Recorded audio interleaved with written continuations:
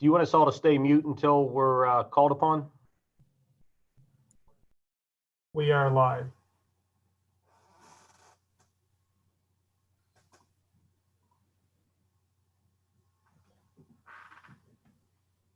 Good afternoon, everybody. Welcome all. On behalf of the City of Bridges Foundation, it is a pleasure for me to welcome you to the first live panel discussion on human rights. I am Şebnem Ünlü, a member of the Pittsburgh Dialogue Committee, the planning committee for this program.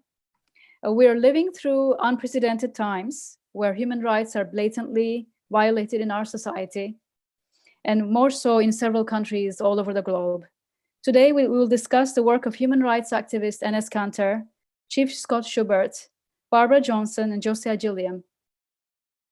We'll learn how to overcome our feelings of superiority and arrogance, and how we could cultivate respect, empathy, and understanding for each other. Our religious leaders will provide guidance from their respective scriptures and teachings. And I would like to now welcome Dr. Jeff Mallory, the Executive Vice President of St. Vincent College, who will be the mediator for our program. Dr. Mallory.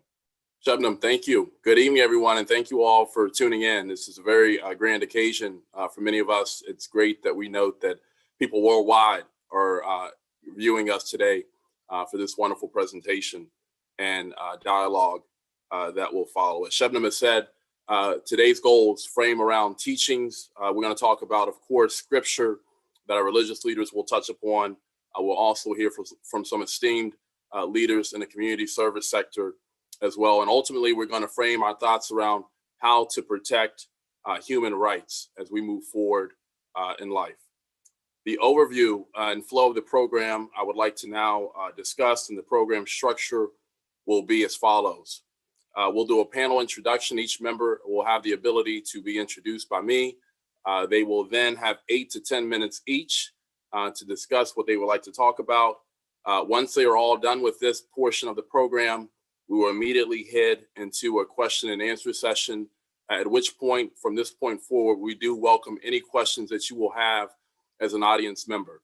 Those questions will be submitted, they will be forwarded to myself, and we will address those questions during the Q&A session. So we welcome those questions from this point forward.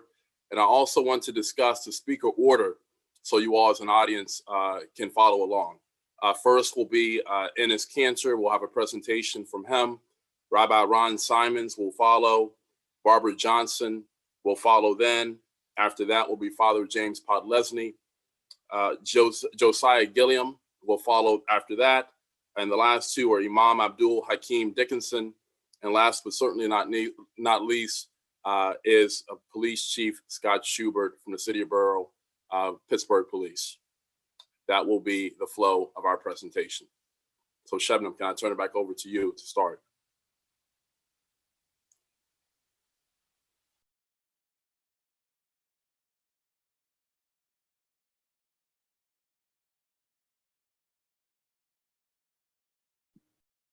You're still muted. So we'll be having Enes Kanter, who will be our first speaker. Okay. I would like to introduce Enes Kanter. Enes Kanter is a professional basketball player of Turkish origin for the Boston Celtics of the National Basketball Association. He was originally selected as the third pick of the 2011 NBA draft by Utah Jazz. Kanter, a practicing Muslim, is a political activist. Kanter said he became publicly critical of leadership in Turkey in 2013 overall. In September of 2017, Kanter came forward and described himself as stateless. In 2019, Kanter wrote for the Washington Post about the challenge of observing Ramadan during the NBA playoffs, which includes long periods of fasting while still attempting to play NBA basketball games. During the summer of 2018, Kanter held 16 free basketball camps in the United States. He followed this in the summer of 2019 with 40 free summer basketball camps, and he was ultimately scheduled to host over 50 camps during the summer of 2020. Kanter's comments to follow will be framed around human activism. Of course, he will touch upon affected issues in his home country of Turkey, his lived experience, and he's also noted, as we all know, that he at one point had 7 years he went without seeing his family. in some shape or form. So I will turn it over now for his presentation.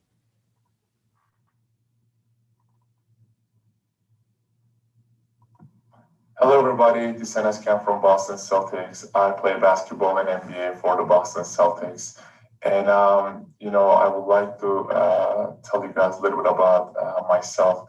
But before that, I want to thank everybody who put sweat and hard work into this beautiful event. I think you guys are doing some amazing things. You guys are trying to be the voice of all those innocent people out there who don't have voice.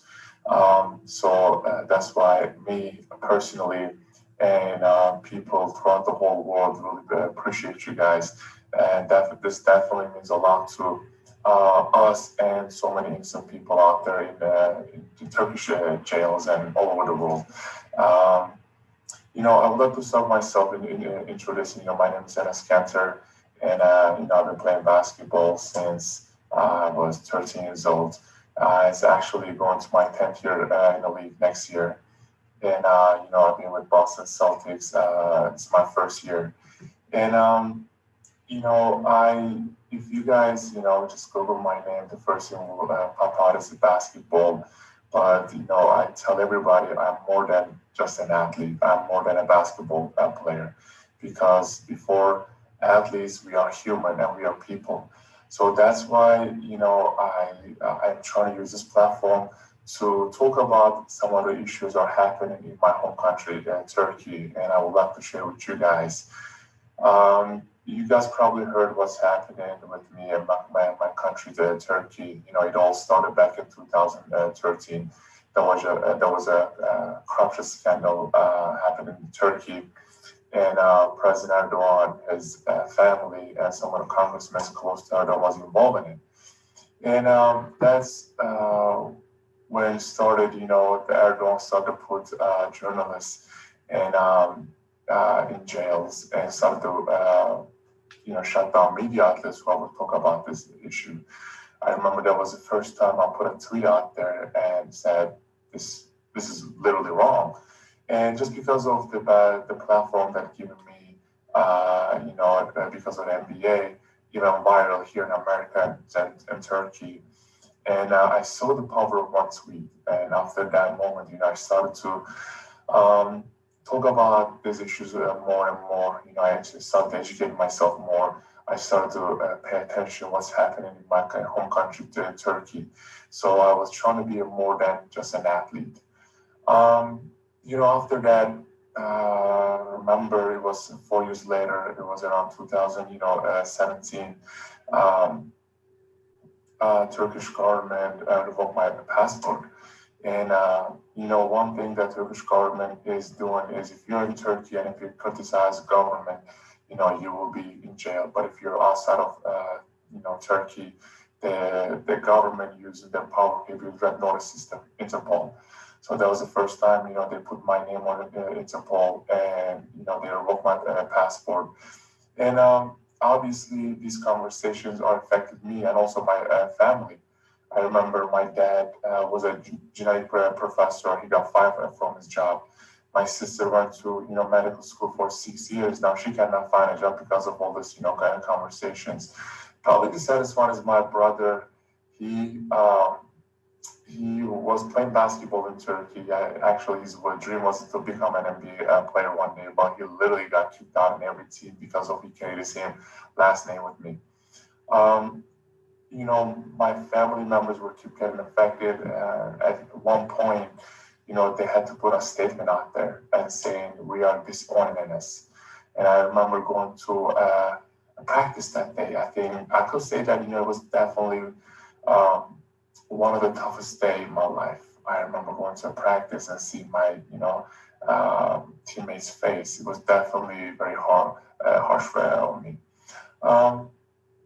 After that statement, Turkish government didn't believe that. They actually sent police to my house in Turkey and they raided the whole house. They took every electronics away, phones, computers, laptops, because they wanted to see if I am still in contact with my family or not, if my family is lying or not. And if they will, catch or see any text message, any, phone call or email, they will be all in jail. and they actually took my dad in jail for a while. You know, my dad was in jail, and but we put so much pressure from here to Turkey, they let him go. And you know, after that, you know, just it's been 7 years now that my dad actually finally had his freedom 2 months ago, and we've been fighting against the government. You know, after they said, you know, they released my dad, a lot of my teammates and a lot of my, you know, the people I know, my friends texted me and say, hey, you know, you can just focus on basketball now. You can be happy now. You can relax now. I told them one word, no, because I never do this fight just because of my family. You know, you guys know my situation because of I play in NBA, but there are thousands and thousands innocent people out there, innocent families out there. The situation is way worse than mine. You know, so I told him, it's like, hey, my fight is far from over. It just getting started. So, because you look at Turkey right now, I mean, there are, last time I checked out, like 17,000 innocent women are in jail, and almost 1,000 babies and kids with their mother waiting to be helped. And there are lots of reports out there, Amnesty International, Human Rights Watch, Human Rights Foundation are saying that there's these women and you know, people in there are getting tortured and raped. And you look at Turkey is the #1 country in the world that put most journalists in jail. That shows that there is no freedom of speech. And you know, you look at my social media. Actually, I try to post some of them, but I get, you know, death threats daily and weekly. You know, there are tons and tons of death threats all over my social media. And you know, the latest news that I heard was because of the coronavirus, Turkish government decided to actually free all the, you know, child rapists, human traffickers, or mafia leaders, serial killers, smugglers, and thieves, but they decided to keep all the political prisoners and journalists on the jail. If coronavirus spreads in jail, which is already did, there's going to be so many deaths in Turkish jails. So we really need to put pressure on them. But you know, one thing about me and my teammates, we always have these good conversations. You know, they asked me one question: are you crazy? Because they said, hey, listen, you're an NBA player. Just keep your mouth shut, make your millions, and you live a happy life. But like I said again, my family's only one. And, you know, I have to stand up for all those innocent people out there who don't have a voice. And, you know, just because of the platform given me by God and, you know, be an NBA, I've been sitting down and talking to all this conversation with, you know, my teammates, some of the, you know, Hollywood stars, actors, singers, rappers, lawmakers, senators, congressmen, congresswomen, some of the people in the White House. And whenever I told them about these issues, they always say, listen, we already know these conversations. We already know who's right, who's wrong. And you guys are in the right side of the history. But give us the solutions. How can we help you? You know, give us a solid solution that we can put our name and signature on it and to help people. So that's why we started a campaign called You Are My Hope. And we are planning to collect signatures to free all those political prisoners and journalists and innocent people are in Turkish jails. And, you know, when we started this campaign, there were so many people, just celebrities, especially entertainers, all the, you know, athletes, or just put their name and signature on it. And with those signatures, we are going to go to the White House. We are going to go to, you know, European Union, even United Nations Human Rights Court, and say, look, listen, there are so many people behind this cause. So what can we do? Well, how can we help those guys? Because I think people need to ask the question to themselves every day when they wake up. Well, what can I do to help innocent people out there? Because this is what I believe in. It doesn't matter what your background is, your skin color is, your ethnicity is. The most important thing in life is live your differences on the table and try to find what we have in common. And I always say this when people laugh, you know, till Elon Musk or Jeff Bezos find another planet to live, this world is what we have. So we need to make this world better together. So to whoever watching this out there right now, it doesn't matter what your religion is or whatever you believe in is. The innocent people out there need your prayers the most. Pray for those people. And the second thing is, it will literally take 1 minute of your day. Just go to yourmyhope.org and sign the petition to be voice of innocent people. That's the least you can do. With that being said, again, we born free, so all the people have an equal right to freedom. Silence is violence. So whatever you do, just speak up and always stand for human rights, always stand for democracy, stand for justice, and stand for freedom, and always stand against dictators. Put an S in the end, because the problems are not just happening in Turkey, it happens all over the world. So whenever you see something wrong, whenever you see people treated not fairly, just stand up for it. And,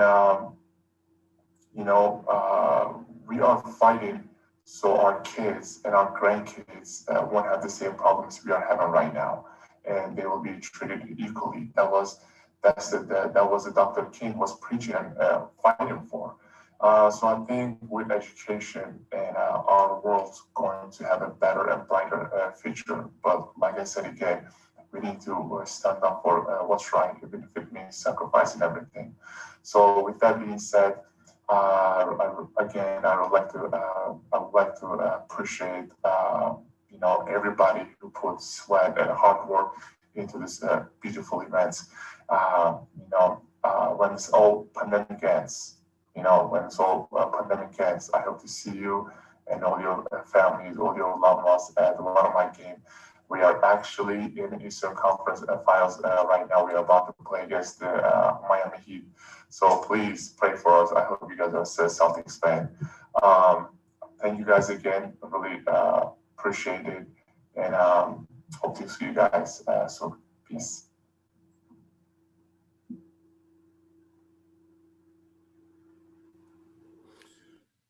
So I think we could all agree we're very thankful for Enes's presentation, for his ability to make time to attend. We know obviously they're in the Eastern Conference Finals. We know that they're in a bubble in Orlando, so there's a lot going on for him in his personal life. I think some pullouts that we should all take when it comes to justice, respect, and peace overall is about the levels of support. I think Enes mentioned several levels of people in his life, including teammates that I think asked him if he was crazy. Essentially in terms of how he wanted to represent himself and the fact of who was actually trying to ensure would be well positioned and taken care of. You Are My Hope Foundation. Many of us probably were not aware about that, of his efforts. I would encourage us to follow up and look at that work that they're doing worldwide. And the other piece that he mentioned was about the legacy of kids and grandkids. So for somebody of Enes's caliber, who's a professional athlete on a worldwide stage, to pay it forward for family, especially those who are intimate to you in your own households, I thought was very special overall as well. So we're very appreciative. We wish Enes and his team the best of luck as they move forward and go Boston Celtics, at least in that regard. We'll transition now to speaker number 2. So it's my privilege at this point to introduce Rabbi Ron Symons. Rabbi Ron Symons is the founding director of the Center for Loving Kindness and Civic Engagement at the Jewish Community Center of Greater Pittsburgh, where he serves as Senior Director of Jewish Life. Dedicated to the long-held values of love your neighbor as yourself and do not stand idle while your neighbor bleeds, Ron and the JCC Center for Loving Kindness community are committed to redefining neighbor from geographic term to moral concept. Ron was ordained by Hebrew Union College and has served at synagogues and Jewish schools in Pittsburgh, South Carolina, New York, Massachusetts, and also in Israel. The focus areas for Rabbi Symons' talk today will be around the beginning of time and also the sharing of values. So please join me in welcoming Rabbi Ron Symons. Thank you, Dr. Mallory, and I'm so grateful that Enes shared such a powerful message with us all. I need to be able to share my screen, so if someone can give me that permission, that would be great.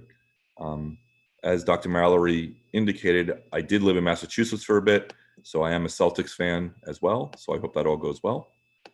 And what I'd like to do today, in the time that we have together, and I'm grateful that I'm here with such a wonderful group of people, some new to me, some old friends, and certainly people that share a common vision of how it is that we can make our way through towards a vision of humanity, is I'd like to explore what is it that Jewish wisdom might have to say about racism, about the challenges that we have now, and how that's a part of a larger conversation for how we look at each other in humanity at large. And so I just put on the screen a definition of racism, simply so that we have a shared understanding, a common language around it, that it is both something that comes from an individual and also systemic and institutional. We've all been having this conversation, not just for the past 2 or 3 months, but for decades and decades and centuries. And we know that this is a moment where things can change. And so from a Jewish point of view, I want to take us back to the book of Genesis. You might remember that the Torah, that's the image that you see on the upper left-hand corner of your screen, the Hebrew Bible has Genesis, Exodus, Leviticus, Numbers, and Deuteronomy in it. It is a document that just the Torah itself, that the Christian community considers to be sacred, that the Muslim community knows has inherent worth in it. And in that document, at the very beginning, it says that God created humankind in God's own image. In the image of God, God created human, male and female, God created them. We know that at the very beginning of time, there was just one human that was created, Adam. Adam as the prototypical person of humanity. And so what I'd like to do is to explore how it is that the rabbis, about 1,500 years ago, perhaps on a Zoom call like this, began a conversation about why is it that there's just one Adam? Why isn't it that there are more Adams? Why isn't there a Jewish Adam and a Christian Adam and a Muslim Adam, a Turkish Adam and an Israeli Adam, a black Adam and a white Adam? You get the drift. So here's what they begin to teach about why it is that there's just one Adam. It's because we have to treat each other well. Human was created alone in order to teach you that if anyone causes a single soul to perish, it is as if that person has destroyed the entire world. This is a long-standing Jewish belief. I've heard it in other religions, in particular in Islam, that we share all of this. If you harm one person, you're harming the entire world. If you save one person, you are saving the entire world. And then how can this teaching help us to understand how we could be looking at people who look different than we do? Well, so again, they say that human was created alone for the sake of peace among humans, that one might not say to his or her or their fellow, my parent was greater than yours. We all come from the same family tree, and there is no way that we can go back, because there was only one Adam, and say my tree is better than your tree. My genealogy is better than your genealogy. All of us share in that same root. And I know that what I'm sharing from a Jewish point of view is shared by Jews and Christians and Hindus and Buddhists and religions across the world. There's little dispute about this, but we all do need to be reminded of it on a regular basis. It's almost like preaching to the choir, understanding that the choir has to rehearse. And so that's what we're doing now. We're rehearsing. We're making sure that we're all in sync around this. How does this influence, this concept of one Adam, influence our sense of self-worth and how I might superficially judge other people? Well, they say that to proclaim the greatness of the Holy One, for if a person casts many coins from one mold, they all resemble one another. In fact, they're all exactly alike. But though the ruler of rulers, the Holy One, blessed be God, fashioned every person from the mold of the first human, not a single one of them is exactly like another. Hence, each and every human should say the world was created for my sake. All of us share so much. We can talk about the science of DNA. We can talk about how little difference there is between us, even in that buzzword of race. And some people think that race is everything. And we know from a scientific point of view that we have more in common with each other, much, much more, like 99.5% in common with each other genetically, than we do that's different. And what we need to understand is that even in our unique individuality, even looking at the faces that are here on this screen, that we All are minted from the same coin, yet how amazing it is that each one of us is uniquely different. And then what is it about this teaching of there just being one atom that teaches us about our assumptions about other people? Come on, we've all been there, we've heard it, and sometimes we might have even said it, that what do you expect of that person? He is blankety blank blank blank, and all blankety blank blank blanks act like that. Well, what does Jewish wisdom have to say about that? The sages taught that human was created alone, and why? For the sake of the righteous and for the sake of the wicked. That the righteous might not say, no matter what we are always going to be good, and that the wicked might not say, no matter what, we're always going to be bad. Your ancestry should not predetermine your destiny. We have the opportunity to know that no matter what came before us, we have the ability to shape our own community, to shape our own sense of self, to shape our contributions. And the key to all of this is that no matter what it is that came before you, you should not be limited by that. You should not just expect that if you were born with a silver spoon or your people came with silver spoons with them, that that's the end all and be all and you're never going to have problems. We know it. We know it's true. And we also need to make sure that in our community that we have equal access to opportunity for every person. And the last piece of this is that how is it that I should interact with people on a daily basis? They say for the sake of different families, that they might not argue with one another about whose heritage is better. Just look at us today. Now they're talking about 1,500 years ago, 1,700 years ago. Look at us today. If we were if we were created and had more than one atom, think how bad it would be. Like nowadays, look at how messed up we are. Look at how much work we have to do. Look at how much brokenness there is between peoples, right? And what we need to be doing with each other. If we were to go back and to say, well, I have my atom and you have your atom, it would be all the more worse. So we have lots of reasons from Jewish wisdom as to why it is that we know that there was only one atom and how that impacts who we are in our lives today and who we can be tomorrow in relationship with each other. And I thought that I would share, not from Jewish wisdom, but from the wisdom of Michael Eric Dyson, one of the great preachers and teachers in our world today. He teaches us, in tears, we cannot stop a sermon to white America. He says, beloved, to be white is to know that you have at your own hand, or by extension, through institutionalized means, the power to take black life with impunity. It's the power of life and death that gives whiteness its force, its imperative. White life is worth more than black life. This is why the cry Black Lives Matter angers you so greatly. Why it is utterly offensive and effortlessly revolutionary. He says, it takes aim at white innocence and insists on uncovering the lie of its neutrality, its naturalness, its normalcy, its normativity. The most radical action a white person can take is to acknowledge this denied privilege to say, yes, you're right. In our institutional structures and in deep psychological structures, our underlying assumption is that our lives are worth more than yours. But that is a tough thing for most of you to do.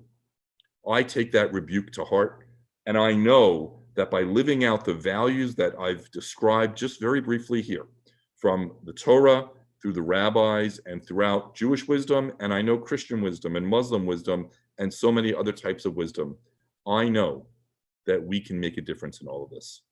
I'm so grateful for the opportunity to share, and I can't wait to hear what others have to say.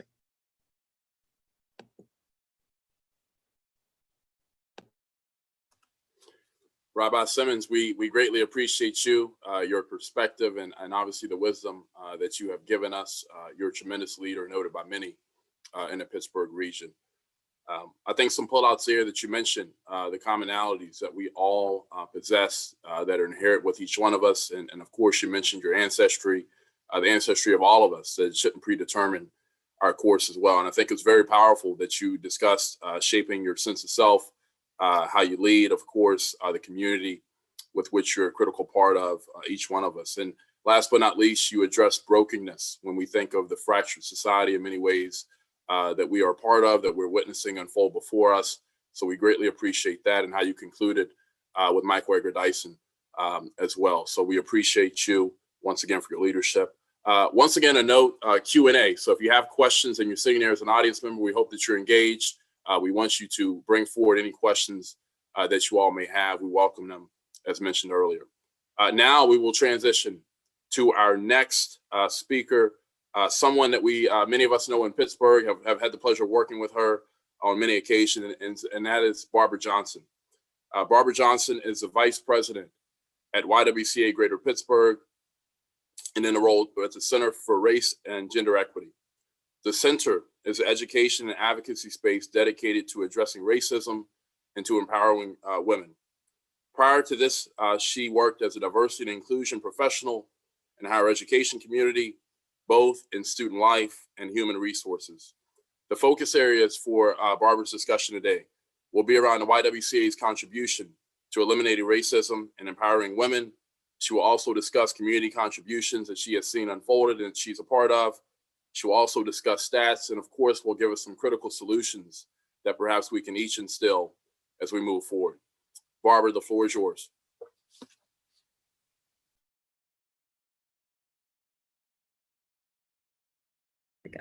Thank you so much, Jeff. I really appreciate your comments, and thank you to all of those who made today's conversation possible, and definitely for inviting me to share. I especially at this moment want to honor and respect the fierce brown and Black women of our collective past, both named and unnamed, who dedicated their lives to justice in this nation that continues to struggle for peace and human rights. In 1970, YWCA added the elimination of racism to our mission, along with empowering women. Today, 50 years later, the need to eliminate racism still plagues our nation's ability to respect the humanity of all and build justice-filled communities. Society's benefits and burdens continue to be skewed by race in institutions, structural policies, systemic practices, and personal biases. Audre Lorde, writer and civil rights activist, defines racism as the assumed superiority of one group over another based on skin color and the right to oppress, dominate, exclude, abuse, hate, and even kill. Dr. Kamara Phyllis Jones, physician and civil rights activist, specializes in the effects of racism and social inequalities on health.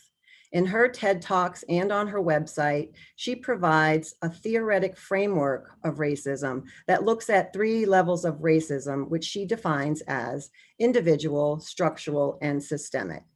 Those definitions and those of many other experts who study racism are in complete opposition to the justice, respect, and peace that we seek for humanity. I want to share a personal story. When my husband and I first moved to Pittsburgh as recent college graduates, both recent college graduates and newly married, we were eager to explore our life together in this new city, and we were denied an apartment of our choice because of our visible racial identity. On the afternoon of the apartment showing, the apartment owner slowed down his car, saw my husband standing on the stoop waiting, and then drove off. My husband waited a bit longer and then returned to his job. He had one of his coworkers call to see if the apartment was still available, and the owner said yes. The landlord was intentional about excluding us based on skin color. We later took the owner to small claims court to fight that racial injustice. We did not get the apartment, but instead the judge accepted the offer of the apartment owner to pay us 2 months' rent to find another place. The judge allowed and supported the apartment owner's decision to continue that racist practice. That is an example of the systemic racism that Dr. Kamara Jones addresses.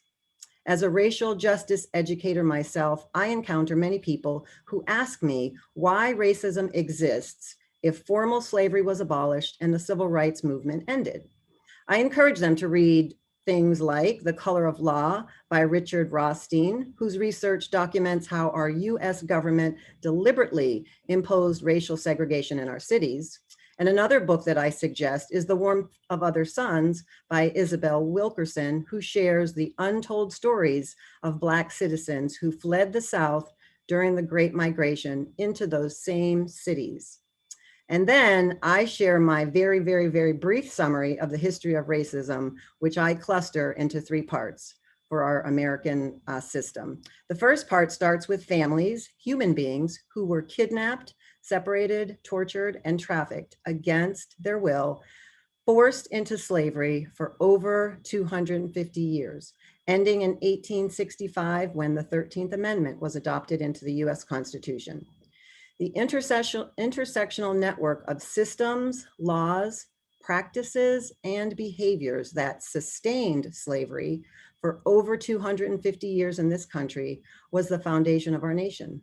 I suspect that a system like slavery that took over 250 years to solidify may need another 250 years to get to the right side of justice. The second part that I talk about is post-slavery, and that's a period of about 100 years, which included Jim Crow laws, lynching, sharecropping, segregation, oppression, poor living conditions, and more racial injustice. Again, the intersectional network of systems, laws, practices, and behaviors that were now constitutionally illegal were not often enforced by the same systems that created them or benefited from them. And finally, the third part that I talk about is the past 56 years of segregation, oppression, redlining, unfair wages, discrimination, and racial injustice. We are living in a nation just 156 years on the other side of a 256-year system of oppression that continues to impact education, policing, employment, housing, and healthcare through a system of advantage based on skin color. Yes, we have much work to do, and it has to be grounded in the passionate understanding of our untold history, like what Rothstein and Wilkerson shared. In my role at YWCA Greater Pittsburgh, I am enabled to move deeper into my former work as a diversity and inclusion professional and focus singularly on race and racism. Our collective efforts address the systemic issues that impact women, specifically Brown and Black women in the Greater Pittsburgh community. In the early 1900s, when people of color from the South migrated to Pittsburgh, the YWCA Committee on Colored Work was developed to train and support women to enter the workforce with vocational and cultural initiatives. Nationally, there were YWCA chapters at our historically Black colleges, as well as a YWCA chapter for Native American women at the Chilocco Indian Agricultural School in Oklahoma.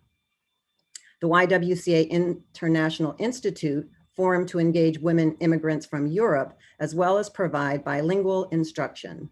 And in the late 1900s, University of Pittsburgh had a student YWCA for the continued formation of young women leaders. As Pittsburgh YWCA grew, branches were formed in many of our neighborhoods as women led efforts to advocate for justice and women's rights. More work began by women in 1946 through the YWCA Interracial Charter, intentional about racial justice and inclusion here in Pittsburgh.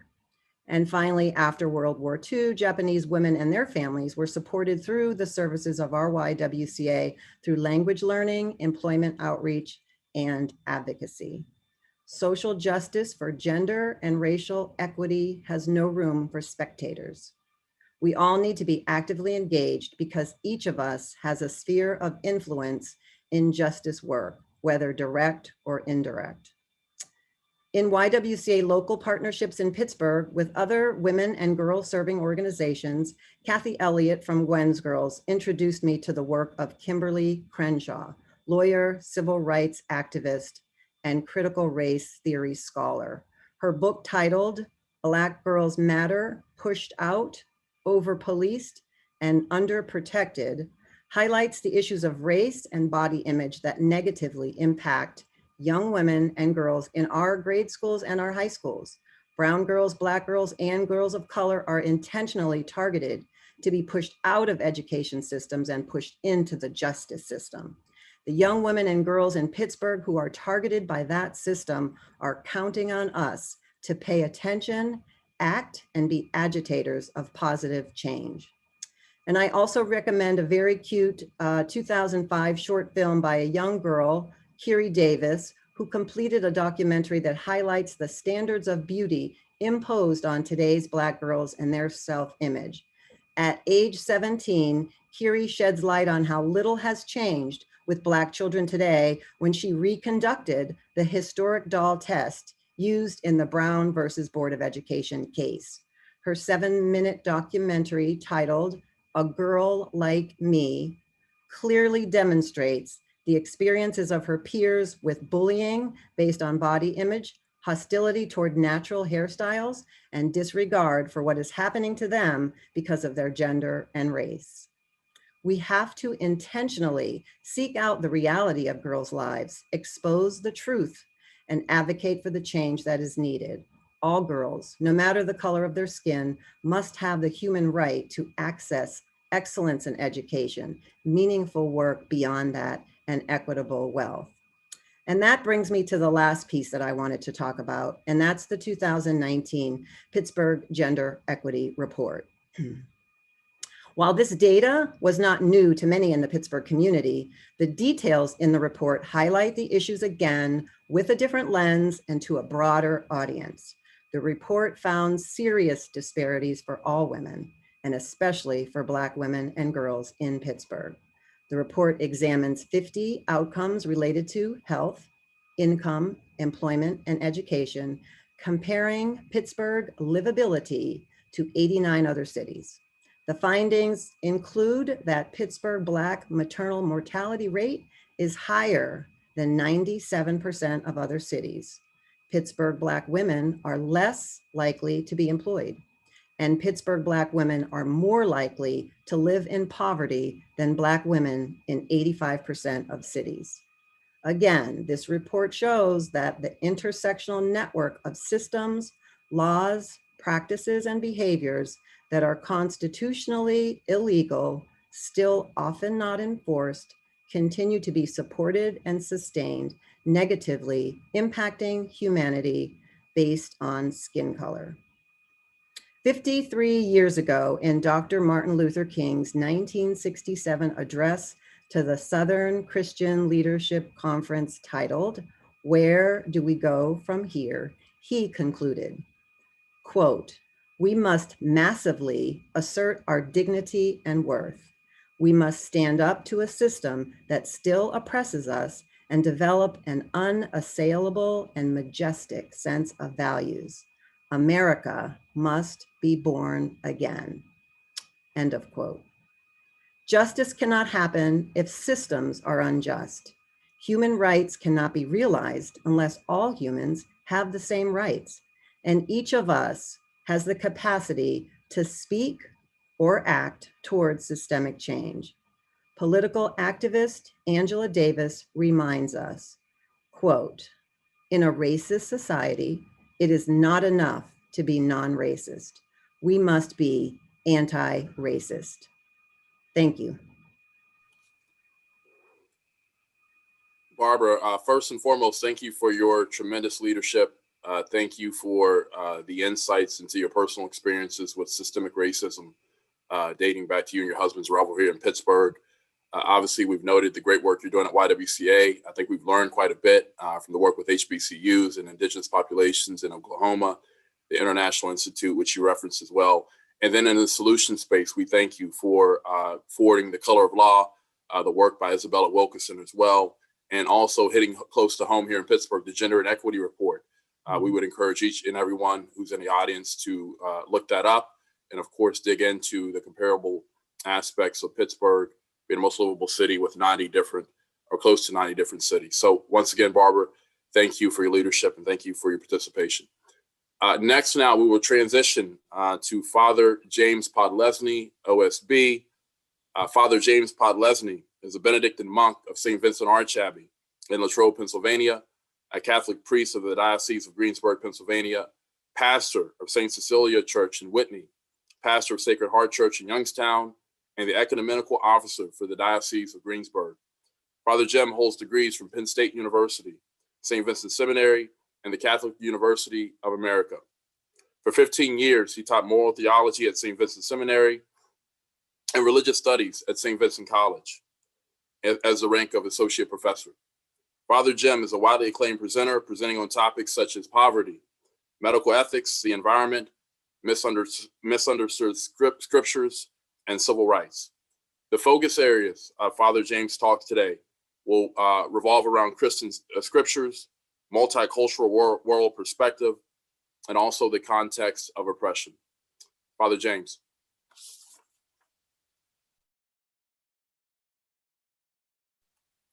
You're on mute, Father James. Can you mute yourself, please? Yes, that would be helpful, wouldn't it? I think the place to start is actually where Rabbi Symons also started, with creation. A good place to start. Creation is by God. God wanted us, and so God created us. In contrast with the dominant myth of the Middle East at that time, where humans are created through the battles of the gods, as if by accident, God creates the human, wanting the human. God takes the clay of the earth and fashions it into a human, and then breathes God's own life and breath into the human. This endows the human with dignity as the image of God, as one who shares in some of the nature of God's self. Think of it in terms of how we would be like God. Well, our ability to think, our ability to love, our ability to freely choose. And if we think about that, that means that there are certain rights and responsibilities that go with that. If we are thinking like God, we have the right of access to information. We have a freedom of opinion, freedom of speech, of political participation. These are all part of our ability to think godlike. So to our ability to love, the right to marriage and family, and to choose, the freedom we have of religion, of conscience, the freedom to choose a career or to migrate where we wish. And if indeed God is a craftsman, a person who fashions us, a builder, then we share God's dignity in our work. So all the rights that are associated with our work come into play here as well. The right to the commodities necessary for appropriate standards of living, the right to food, to shelter, to education, a right to health care, a right to rest and to leisure, and to assistance when we are unable to work because perhaps we are sick, unemployed, disabled, or old. All of these rights come into play because God makes us. But also in that narrative, it continues with God taking the human and splitting that human into two, male and female, two equal parts. Male and female are created equal in the eyes of God. The only inequality that exists is the result of sin. And that's what we must talk about next, sin and the presence of really the story that continues in the scriptures centers in on the central story of all of scripture, which is a story of Pharaoh's Egypt, the original evil empire, where the story talks about people in a world of hurt, slaves in Egypt. And in this world of hurt, they cry out, and God notices, God sees, God hears this cry, and God acts. This idea that God so cared about people who cried out in their suffering, and that God acts on that, is something then that spills out over into all of the social, political, and economic life of that community. All the laws are rewritten with that in mind, so that if you do such and so, well, remember, you were slaves in Egypt, God says, and I came to your rescue. Are you going to now hurt others by what you are doing? You are not going to do that. And so God makes clear that all of how we are to treat each other is how God treats us. Not only that, this concept is not just for this or that community, but is universalized as the tradition expands on this. All peoples are called to the same standard. That when you hear the cries of those who are suffering, when you notice, you must act. And woe to you, woe, if you're the one who caused the pain. Jesus confirms and reaffirms this in, for example, his parable of the Good Samaritan. Here you have a Samaritan coming upon his hated enemy who has been beaten and lying at the side of the road. And while others are too busy to stop and render aid, this Samaritan takes care of his hated enemy, binds up his wounds, goes out of his way to take him to where he can be cared for, and assures that as a neighbor, he is one who understands you need to reach out to those in need. In Jesus, God enters human pain. And with his birth, the song goes that the mighty have fallen and the lowly are lifted up. In his inaugural address at the beginning of his ministry, he quotes Isaiah as God speaks through the prophet Isaiah, that he has come, that the Spirit of the Lord is upon him. He has come to bring good news to the poor, to proclaim liberty to captives and freedom to the oppressed. And then in the course of his ministry, that's exactly what he does. He reaches out and gives a special place to women, to the outcasts, to the marginalized, and even to Samaritans and to the Gentiles. As one later Christian author put it, now there's neither male nor female, there is neither slave nor free, there is neither Jew nor Gentile. All now are one in Christ. And Jesus makes clear in his parable of the Last Judgment that God will judge people by how they feed and clothe and welcome and care for the least and the marginalized of people. This central teaching of Jesus in his morality is the Sermon on the Mount, which begins with him talking about goal commandments, ideals we should all be striving towards, that we should see ourselves as poor in spirit. Blessed are the peacemakers. Blessed are those who hunger and thirst for justice. Jesus lived in a context where people were oppressed, where many peoples of many lands came together in a very pluralistic society.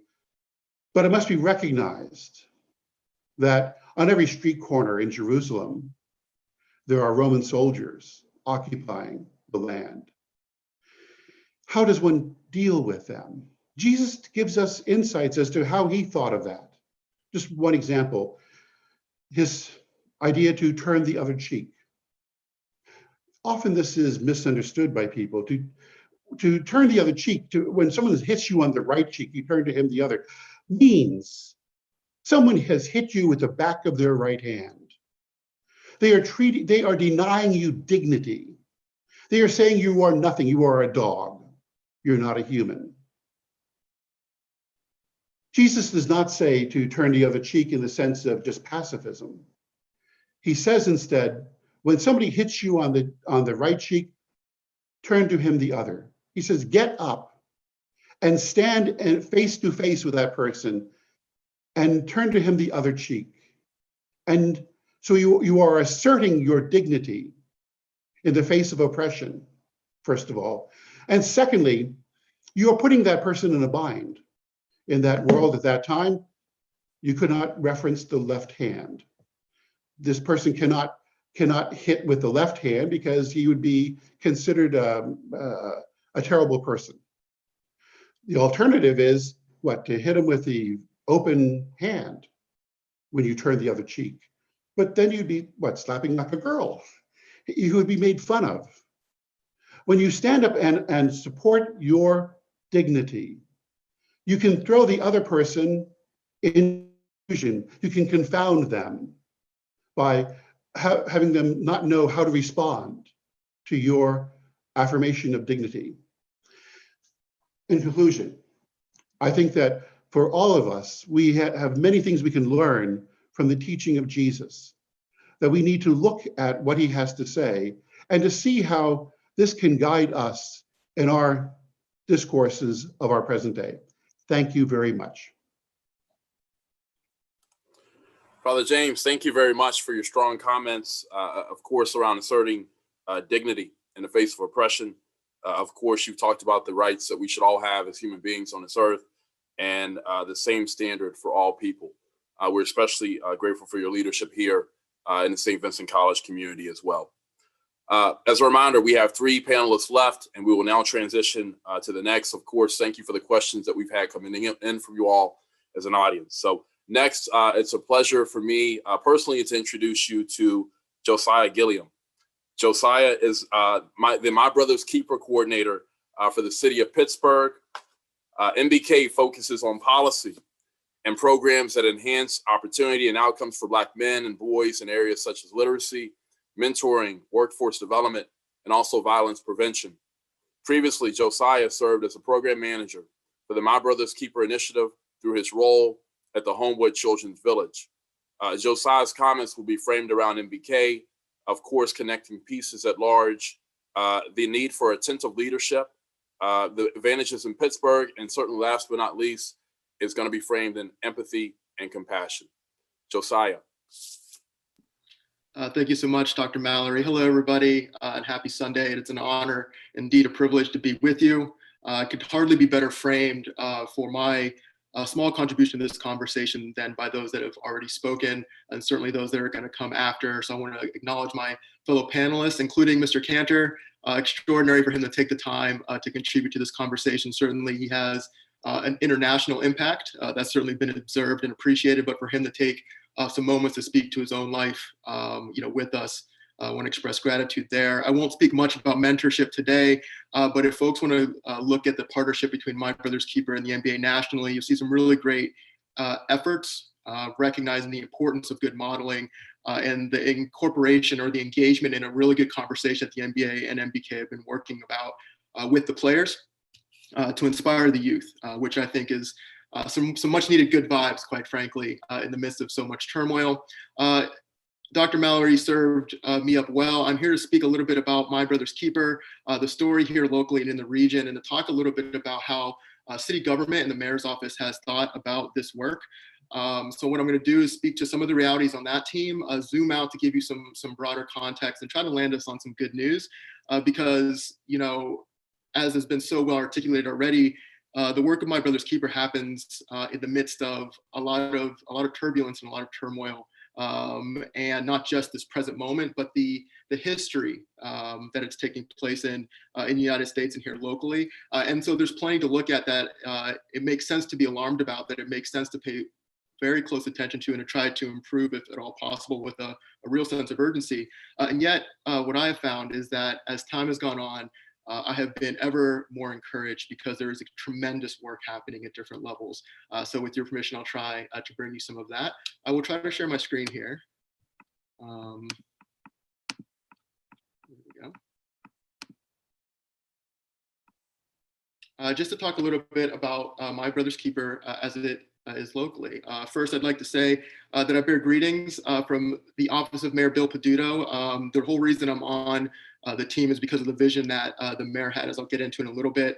But the situation within the mayor's office itself, within the office is what we call the Office of Equity. This is a relatively new structure within the mayor's office that builds on what was called the Bureau of Neighborhood Empowerment from earlier on in the Peduto administration, which itself was an idea of how can city government and the mayor's office in specific be good partners with individual neighborhoods?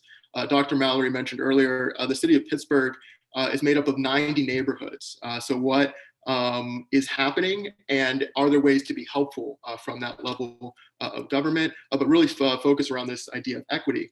My Brother's Keeper takes an initial strong focus on Black men and boys, and was started during the Obama administration in the wake of the Trayvon Martin murder. So in the wake of tragedy, the scale and scope and pain of which would be so recognizable to folks in this current era, even in just this past summer of 2020, was this moment when President Obama created this initiative. And it references a story very close to the ones that were referenced by our religious leaders on the call today in Genesis, where there is this initial family and there's a murder that takes place between two brothers.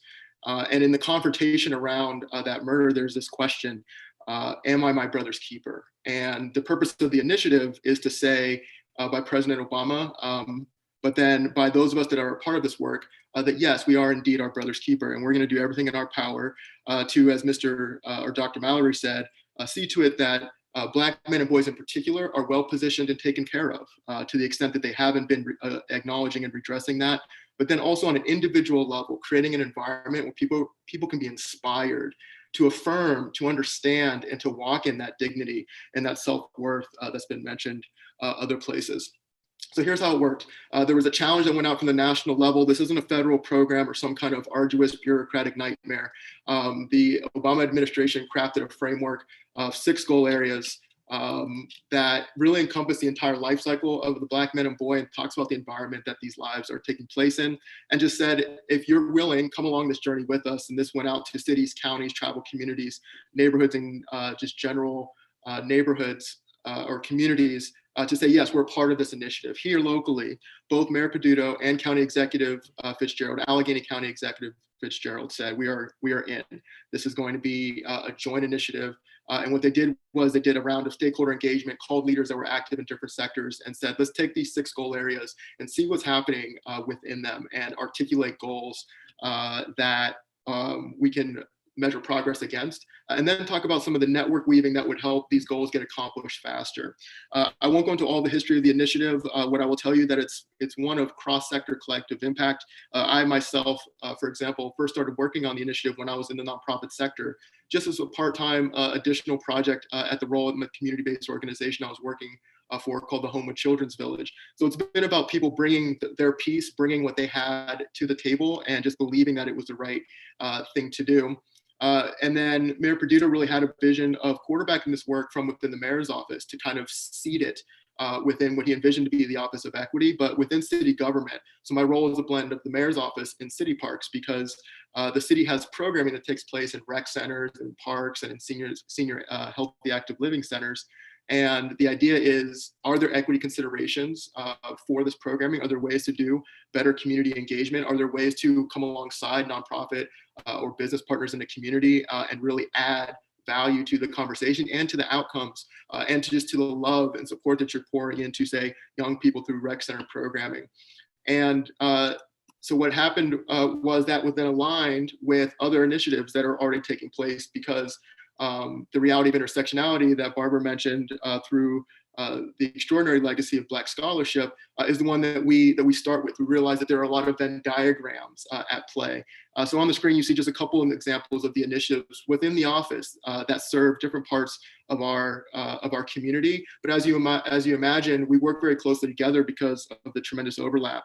Welcoming Pittsburgh, for example, is work directed towards new neighbors, folks that have come to Pittsburgh, immigrants and refugees, communities of color, what some folks may consider marginalized communities, and yet there's overlap with MBK because there are Black men and boys in Pittsburgh that are not African American. So what are ways that I can be of service there, connecting tissue there to whether it's resources, information, opportunities, or general news. be a signal boosting for good and move things forward. The Financial Empowerment Center is a free service for city residents that is basically a trained financial counselor that will work with a resident over 18 on whatever their financial setup is, to save for school, to deal with student loans, to build or repair credit, to figure out what kind of goals look like for each individual person and family, and then to work alongside them, as opposed to, say, just a financial literacy curriculum where you're going through worksheets. It's like, no, this is a person that is trained to help you and will meet you where you're at. And then the Gender Equity Commission, already mentioned, so I won't go into it, looking at the realities of gender and how it shows up in the world and in the lives of folks that live here. So I mentioned the MBK goal areas. Here's a snippet that describes the initial playbook, and Pittsburgh was one of the first cities to create anything, to craft any kind of publication on MBK.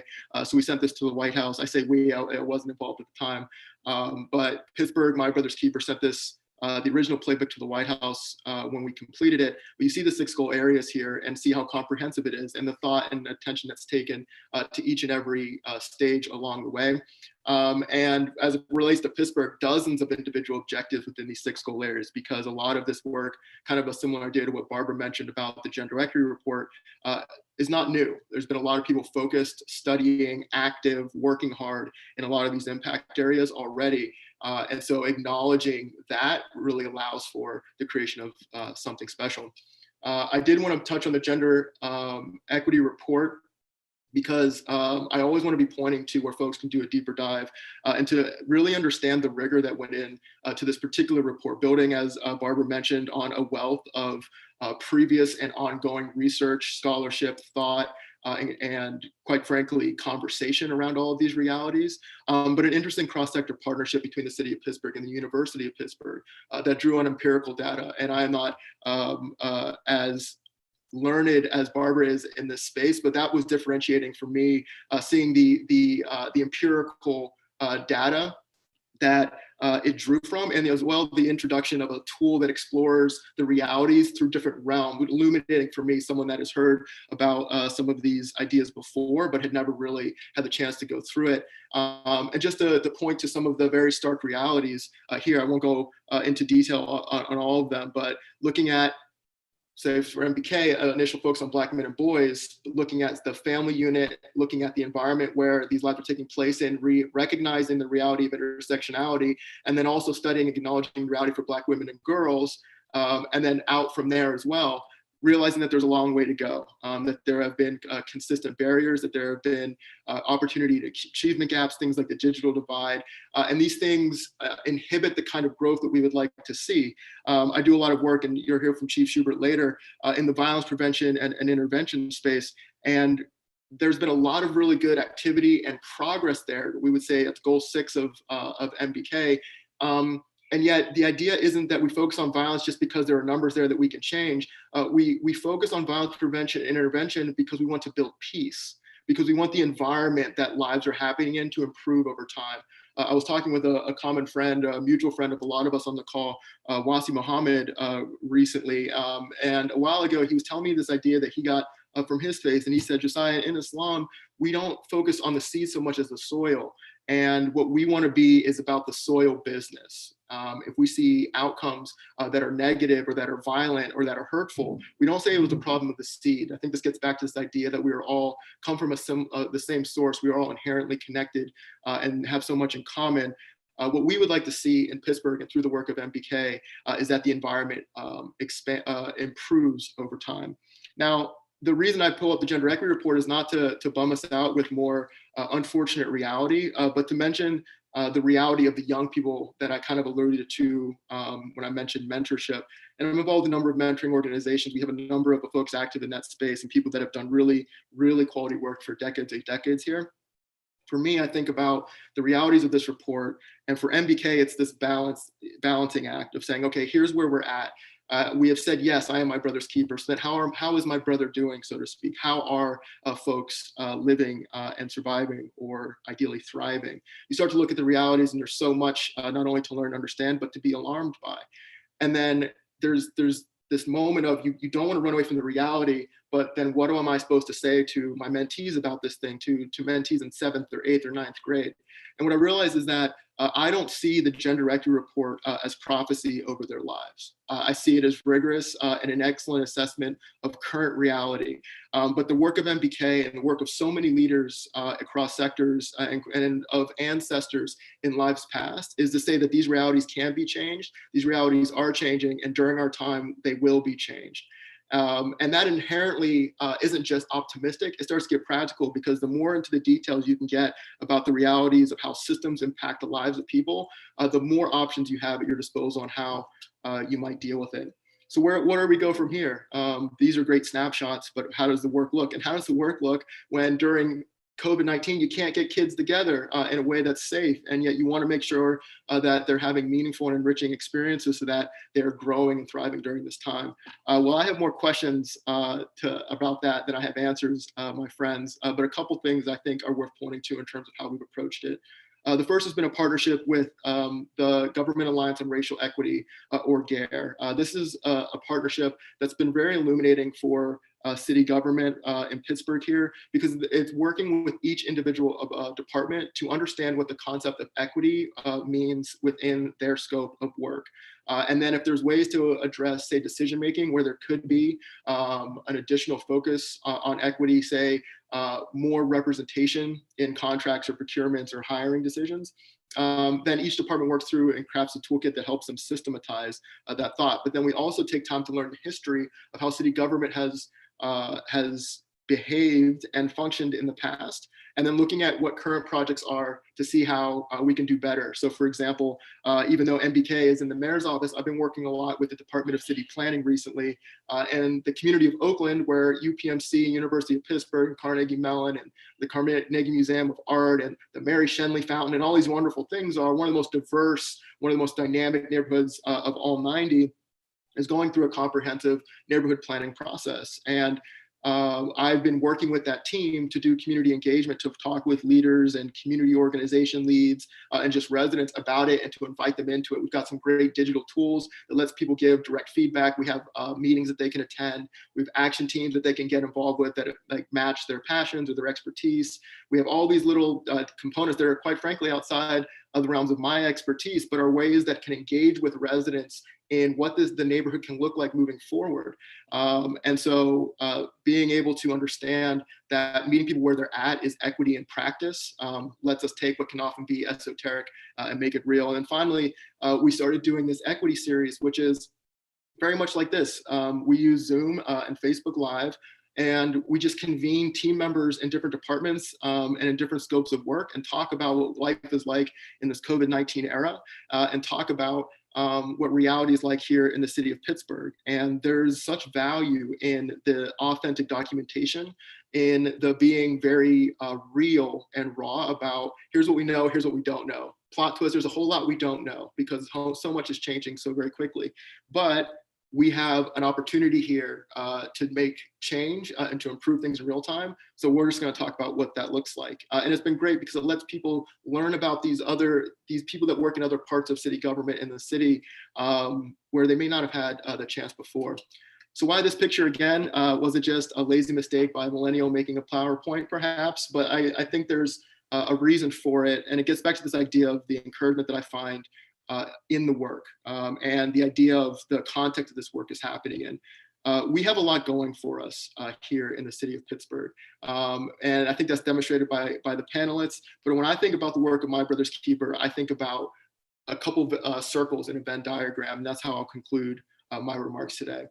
First and foremost, we have more nonprofit organizations than any city per capita in the entire world. About 15% of our labor force works in the nonprofit sector. There's nonprofits on nonprofits in different impact areas, often in networks and within a community that have some sense of community and regional scope.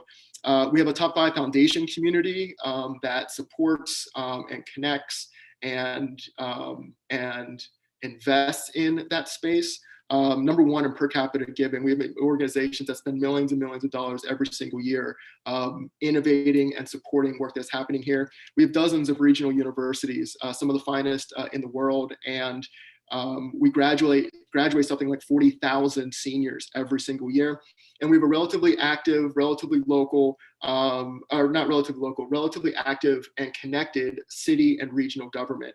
I mentioned that there are 90 neighborhoods of Pittsburgh. Well, there are 130 municipalities in Allegheny County, and we're all to some degree connected, sometimes in networks, sometimes via principles and stuff like that. But if you picture that Venn diagram, you picture those circles, you'll notice in Pittsburgh that there's a lot of overlap in the middle. It's a very vibrant and robust space, and one where if you spend time, you have a chance of meeting a relatively high percentage of movers and shakers and influential people than you might in a huge metropolitan area with millions and millions and millions of people. It would just be very hard to replicate that. And we have a lot of leaders, and Chief Schubert can attest to this among the others, that are thinking about these exact themes, concepts and terms right now, thinking about equity, thinking about human rights, thinking about justice, thinking about progress, and considering what a new age might look like, considering that this turbulence and this turmoil, what if it wasn't the end of something old? What if it was the birth of something new? And then saying, we have a pretty cool setup here to see some really amazing things happen. So that is the work of My Brother's Keeper and how we've been approaching it here. We're one of hundreds now of My Brother's Keeper communities around the nation. And it's kind of a many songs lifted, or many voices lifted in song moment, trying to keep it local, paying attention to the realities on the ground, but talking back and forth, much like this event here, about what's important to us and how we move forward from here. So just want to end on that note of encouragement. I think we have some tremendous things going for us in the region, in the city. I think some of our best days are indeed ahead of us. And I think that the kids that we were called to serve and to invest in are here with us now. And so I take a lot of positivity out of that. So anyways, thank you all so much for having me, and I'm looking forward to the rest of the speakers and the discussion. Josiah, thank you very much for your tremendous leadership, for your comments. Of course, we learned a lot more about Pittsburgh, and of course with our youth who are coming. So we really appreciate you in many different ways. At this point, I'm going to transition to Imam Abdul Hakeem Dickinson, who has a tremendous educational background. When we think of his time at the Institute of Islamic Education as a full professor there, as a lecturer at Loyola University, also in the space as Imam in Camden, New Jersey, Bronx, New York, and Long Island, New York, among other locations. We also will talk about his leadership experience, which centers around family and youth matters. His tremendous leadership in the space of conflict resolution and anger management, of course, with communication issues between husband and wives, and the guidance that he gives to families around marriage. And certainly, last but not least, is about his leadership in the area of child development. So, Imam, we're pleasure to have you here. The floor is yours, and we look forward to hearing from you. Thank you. I'm also very honored to be here today. I appreciate the opportunity, and I extend my greetings to everyone who is present and listening. I wasn't intending at all to speak about myself. It wasn't mentioned there, but I also served as an imam in Camden, New Jersey, about 15 years ago, in the city, predominantly African-American community. And as any of you know about Camden, at that point in time, it had the highest murder rate per capita in the entire country. And it was the third poorest city also in the entire country. So it was definitely an eye-opener to see what was going on in that community. Definitely an experience, but also at the same time is one of my better experiences as an imam, serving any community that I have been in the past 17 or even now 18 years. That was actually one of my better experiences, despite the fact that all those problems were there. So moving forward, because I was supposed to explain, of course, our Islamic viewpoint on these issues. And, you know, of course, we do share in common with our Jewish and Christian brothers and sisters. The same tradition is there. Really, as Muslims, we believe this is all from the same source. Our Creator has sent the prophets with, in essence, the same message. And so we have the same tradition of the creation of Adam. And that's there for us, and we do understand from that that humanity has a common ancestor. Even if you don't agree with us in In that story, or in creationism, we still know that people who take the opposite side will have to say, even scientifically, there is a point when all mankind had to have a common ancestor. So that's just something we all agree upon. Everyone has a common ancestor. We are all from the same DNA, even if we differ, very, very, very slight variations here and there, but we're all from the same source. But what's interesting, I wanted to add 2 points, is that in the story of the creation of Adam, we also heard that God blew his breath, as Ibn Arabi, a very famous Muslim mystic and philosopher, said. He called it the breath of the most merciful, which of course is the attribute of God, the most merciful. The interesting thing about it is this, that the breath of the most merciful, as you know, we Muslims, we really are sticklers to the uniqueness of our creator. So we don't understand anything or any attribute of the creator to be anthropomorphic in any way. So we're not saying this is a literal breath, but rather that there was something gifted to mankind that was beyond its physical proportions. Okay, there was something gifted to mankind beyond its physical proportions. The problem of today really boils down to that. We divide ourselves upon very physical and finite things: color, skin, ethnicity, language, so forth and so on. But what really makes us human is something far beyond that. So even from a non-religious viewpoint, if I were to ask someone, what makes mankind the top mammal on earth?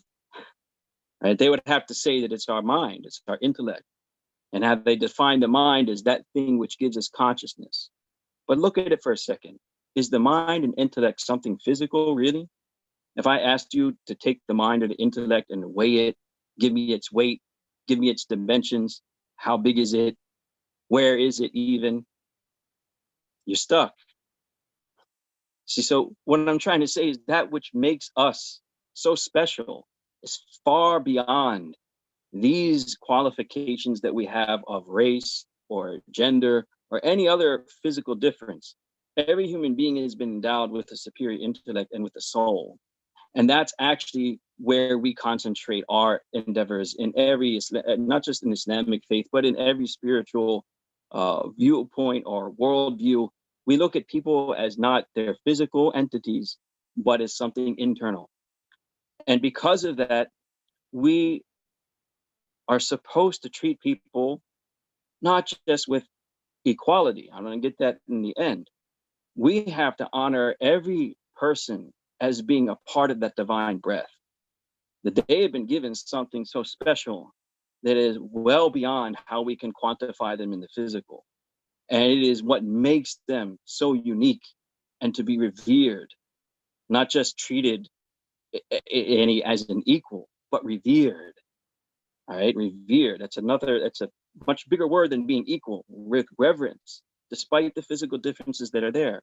So when the Prophet Muhammad came to his people, meaning, during a time when he came into this world with his mission, he first started with his people and then made his message universal.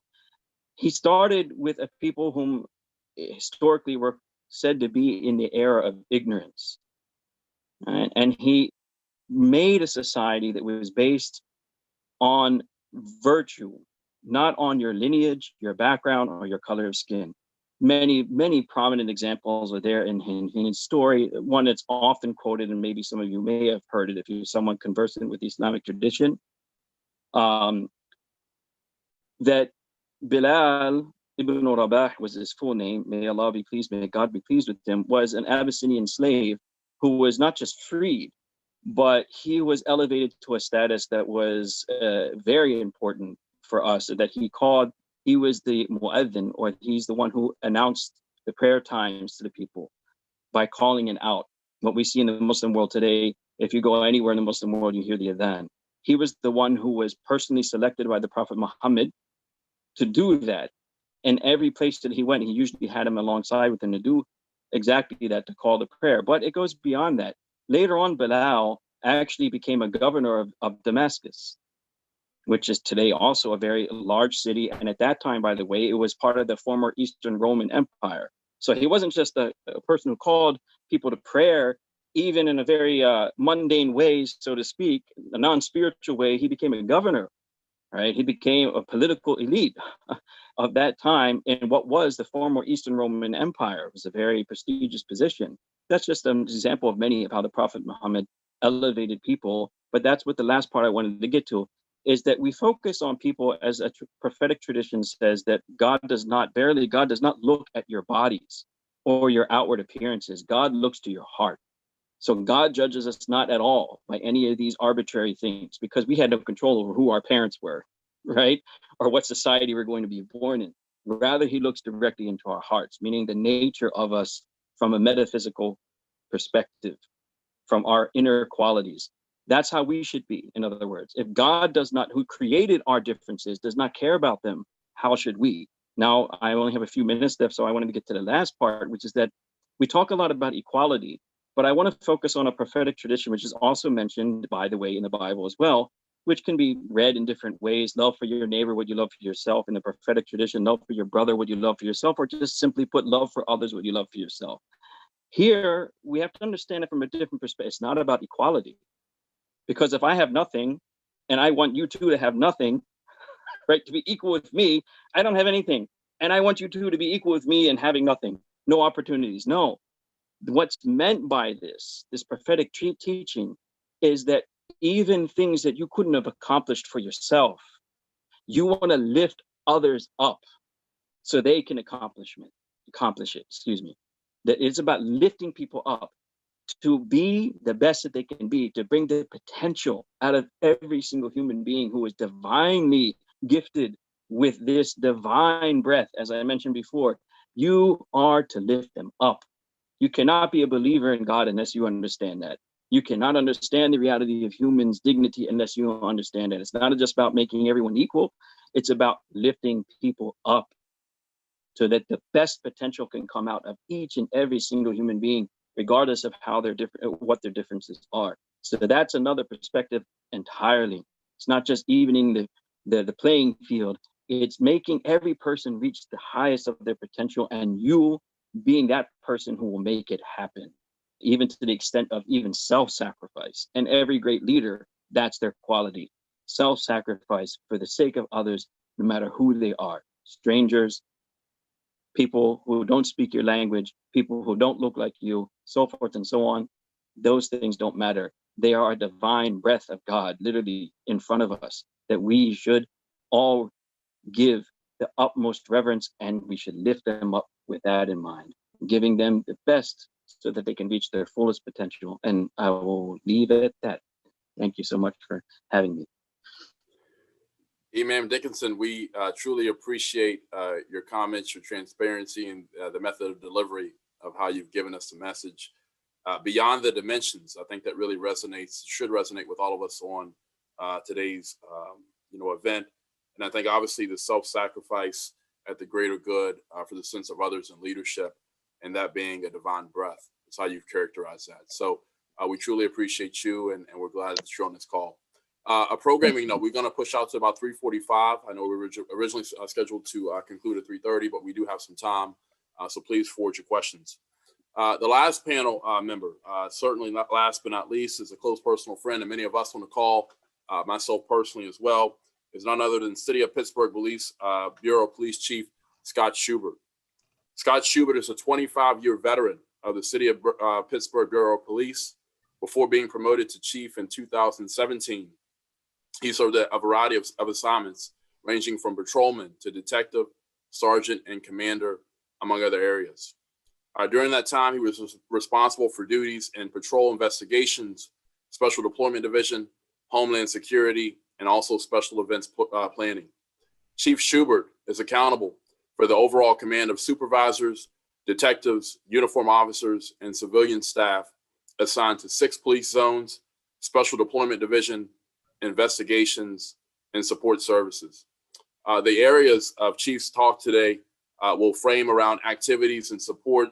As we all know, if you're on social media, he is very visible in the community for what he does, from promoting peace and, of course, alluding to challenges, of course, that are out there as well.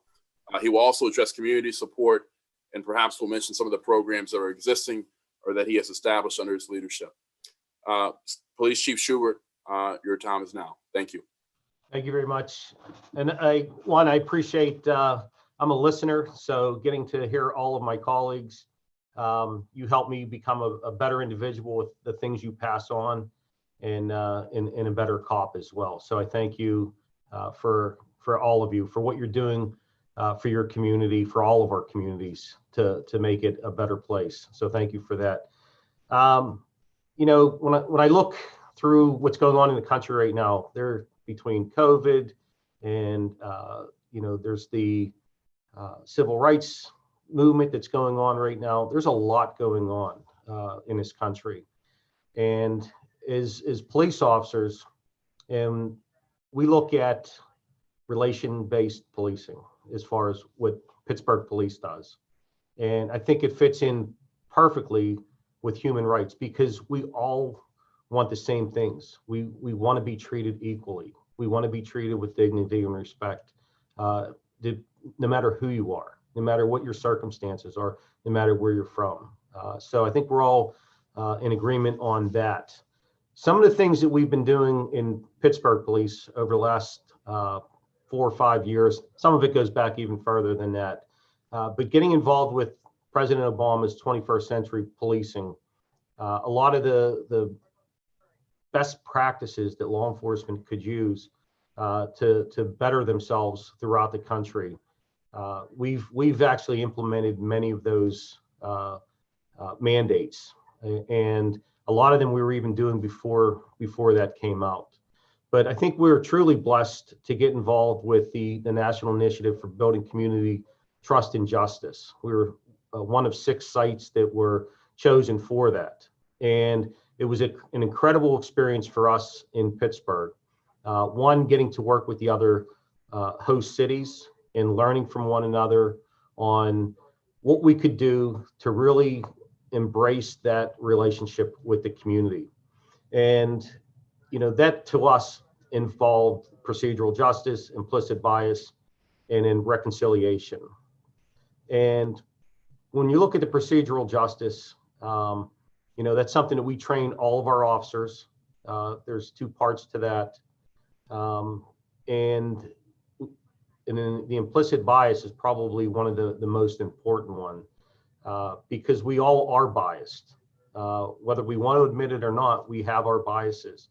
But it's understanding those biases and teaching our officers that it's okay that you have it, but you've got to understand what it is and how it affects you and how the perception affects other people with it. So we're very blessed that not only did we teach our own officers, but we've taught the community as well on procedural justice and implicit bias.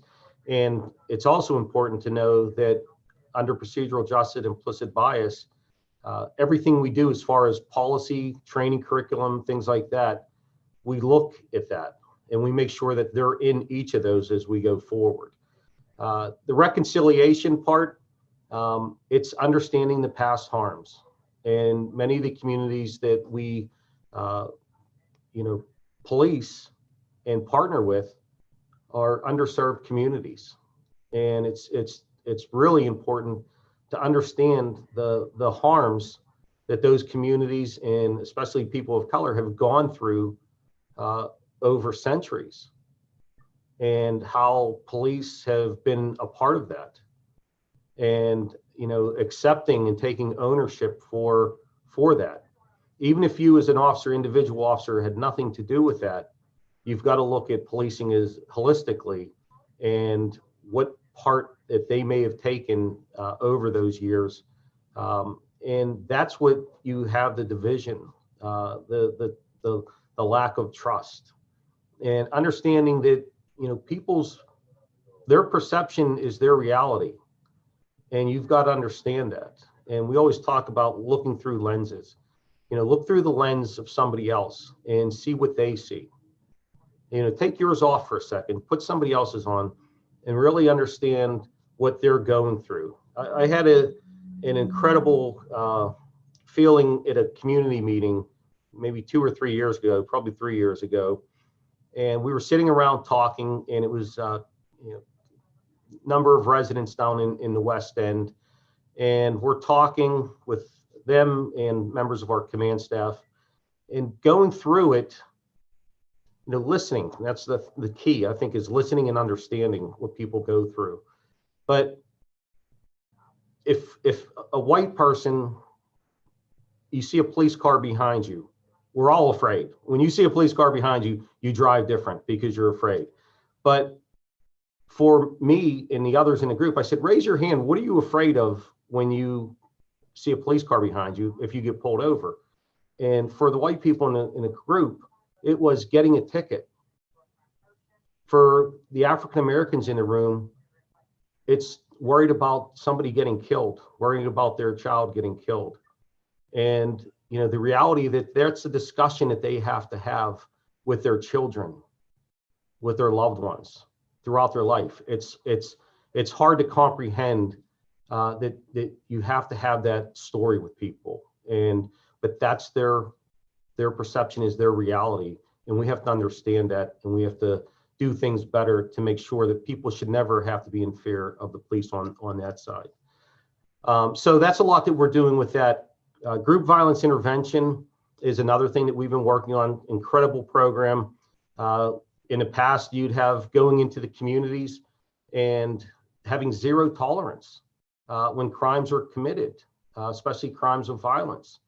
And you're literally taking it out on a whole community for the sins and violence of a few.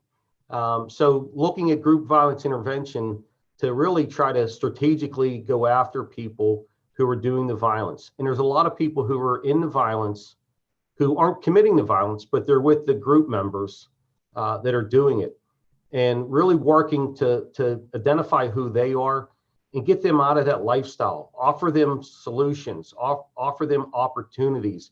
And we were blessed to get Cornell Jones a few years ago. He's been an incredible asset in working with us, working with the community, the things that they do, talking to the family members, talking to the victims, going to the hospital, going to the funeral home, helping to find social services for them to help guide them and get them out of that lifestyle. It's incredible what they're doing. I mean, they're working with the city schools, they're working with the housing authority.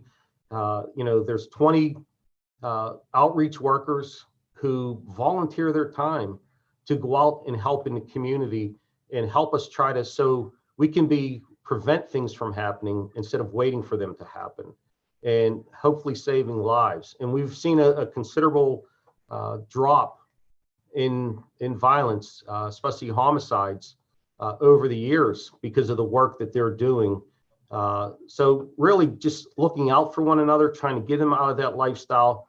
And if they don't want to get out of that lifestyle and they are the shooters, using everything strategically to remove them from the streets, because everybody wants to live in a community where you don't have to fear your child walking down a street or your parent walking to the store and something happening. So there's a lot with GVI that we're very blessed. Even during the pandemic, it's been tough, but they're still out there trying to talk to people, looking at different opportunities to help them find the information that they need, working with Operation Better Block, Cure Violence. And I know, Councilman Burgess, Councilman Lavelle have been doing a lot to help stop the violence. And I think there's a lot of good things we can do on that, but we've got to work together so we're identifying individuals and not really targeting everybody. It's not the right thing to do. So another thing that I think is very important when it comes down to all this 21st century policing and the national initiative is the community engagement we have. And that's ensuring that we build that trust with the community. And we're very blessed.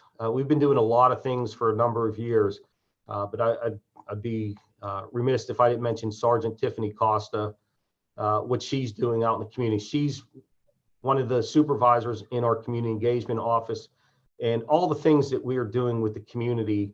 We just had a thing with O.S.B basketball, the summer camp of unity over at Manchester School. and bringing youth and our officers together so they get to understand.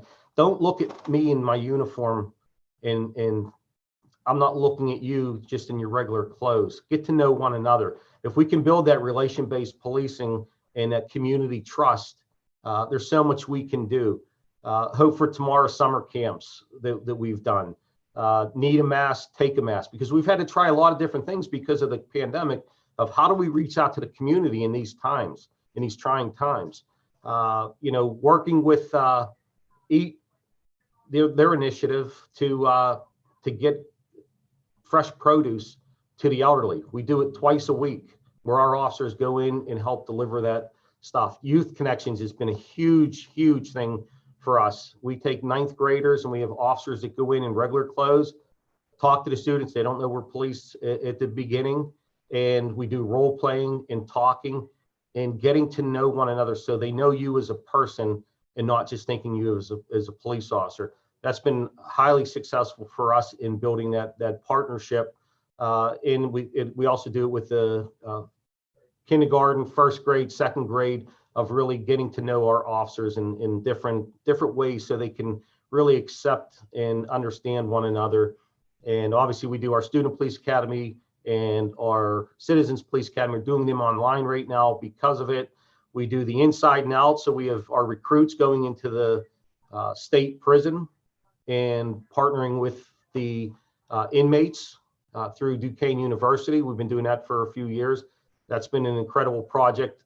So you get to understand one another. And our goal is always to see what can we do to better ourselves? What can we do to adapt? What can we do to build those bridges with the community? And it's something that we're committed to. It's something that we're always going to do. And, I believe if we work together, if we treat one another with dignity and respect, it doesn't matter if you're wearing a uniform. It doesn't matter the color of your skin. It doesn't matter your economic capability. It's all about us. We're humans. We've got to be there together. We have to. We only have one planet Earth, and we have to live here together. And we got to help one another every chance that we can. So I have so much more to talk about, but I know we're out of time. But thank you for allowing me to be here. Chief Schubert, we're very thankful for your leadership. Obviously, it's 2 decades plus here in Pittsburgh. I think we appreciate how you give credit to others in the process. I think people in such a situation could easily look at themselves as a leader and talk about what they've done, but your specific mentioning of names, including Cornell Jones and others, should resonate wildly with all of us. And last, and probably most important, is seeing what others see. I think you've been a champion of that for all of us who've known you for many, many decades and even longer. So we really appreciate all that you've done and currently, of course, what you're doing now for a greater Pittsburgh at large. So thank you. Now we will transition to the Q&A session. I would ask our panelists to be mindful of, obviously the answers. Of course, they're allowed to do what they need to do in terms of answering, but we want to ensure that we get a lot of questions covered during this session. So the first question is going to be for Rabbi Symons. The question, Rabbi Symons, is given what you shared about your perspective of shared ancestors, how does the Jewish community respond to current events regarding race? So thank you for the question, and thank you to everyone for what you shared. It's so wonderful.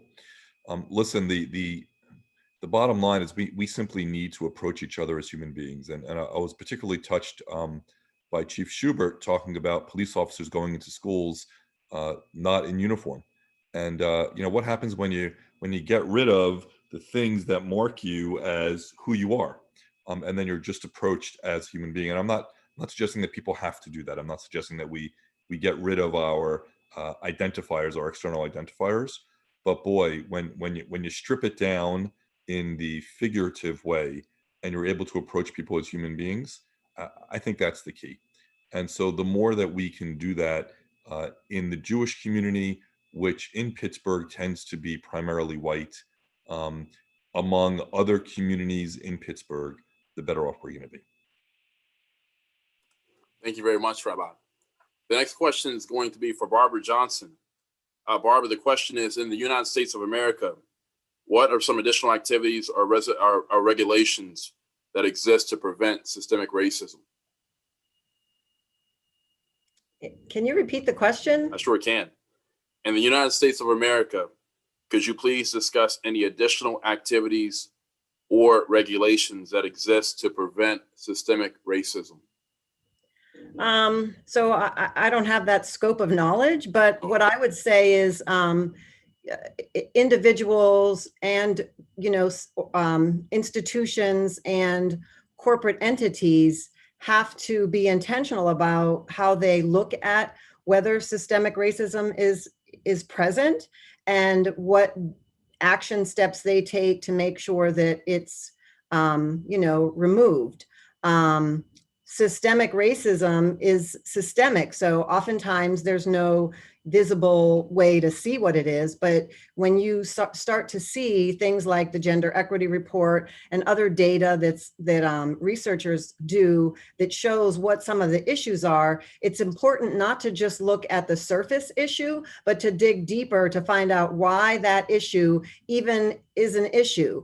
And so I would say that might be another way to answer that question, is that sometimes what you see on the surface isn't the real problem, and there's deeper problems under that issue, and that would be the systemic stuff. Certainly there's laws and rules in place in our society that prevent different things from happening, but we know as a nation that many people can break laws and break rules and not do those things. And so some laws that are broken and rules that are broken, people get in trouble for, and some are able to slip under the cracks. And so, as one of the panelists mentioned earlier, we are in a broken society where we have to really be intentional about how we fix it. And it's up to all of us. It's not up to, rules or society's laws. It's up to us as individuals to see each other as individuals and to work through the discomfort of making change that allows for those issues to become to deal with what's the underneath issue. So that would be how I would answer that. Thank you, Barbara. Thank you very much for the answer. The next question is going to be for any panel member at large.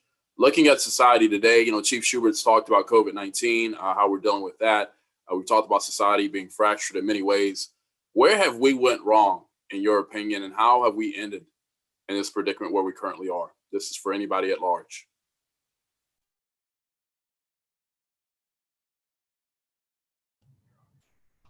I'll say one thing real quick. I think where we went wrong is where we failed to interact, talk to one another, accept people's opinions, agree to disagree. I think that is played a lot into this. If we're not communicating, it's just going to divide us more and more. So I think we have to continue to talk. And as I said before, look through the lens of other people of what their thing is, but we don't need to be so far divided. We need to do everything we can to bring ourselves back together as one.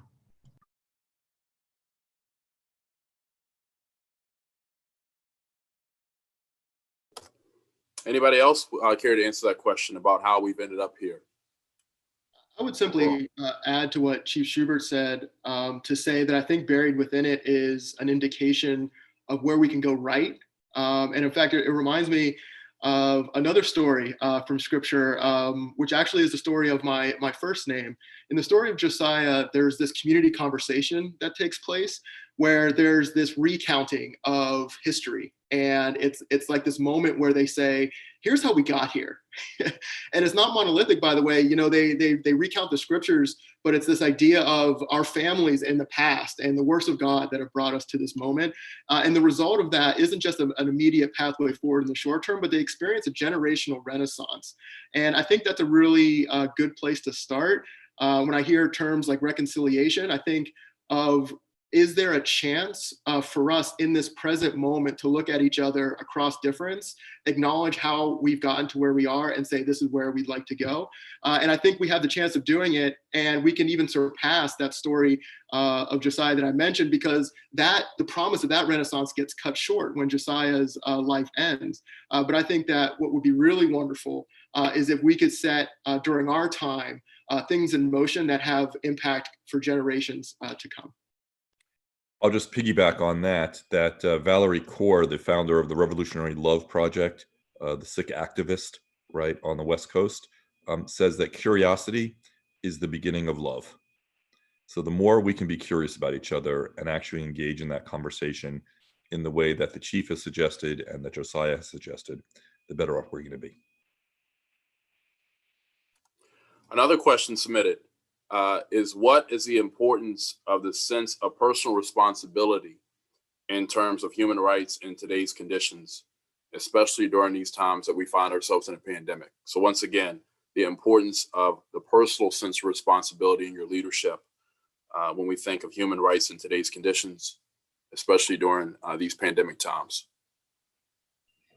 I'll try with that one. The thing that I think about is we can't see ourselves as sitting on the sidelines and just watching things go by. Like, everybody has to be actively involved, and everybody's own, you have your own social identity and your own efficacy for what you can and can't do and how comfortable you are in the things you can and can't do. And so that's fine, but be your individual self and do what you can do and say what you can say, but always do or say something. So nobody has a pass at life that they can just sit in the sidelines and watch it go by. And I loved Rabbi's conversation earlier about, we're in music rehearsal. I mean, we all have to be involved. No one gets to sit back and listen to everybody else playing. So that would be one of the things that I would say is get engaged, get involved as individuals, because we're all part of it. It's not a participatory life.